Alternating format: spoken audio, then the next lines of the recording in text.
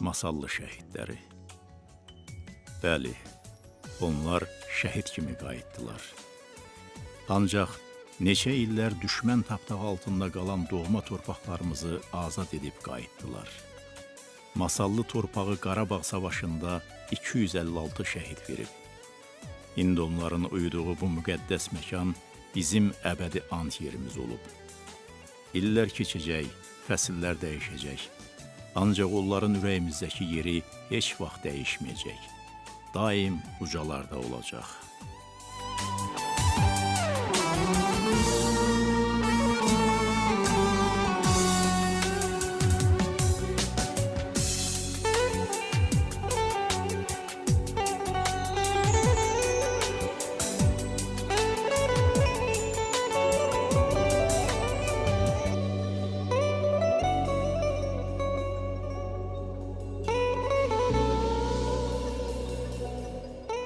Ana oğul deyən kimi, dizlərinə döyən kimi, nənəm əziz deyən kimi, şəkildə əzizlə məni.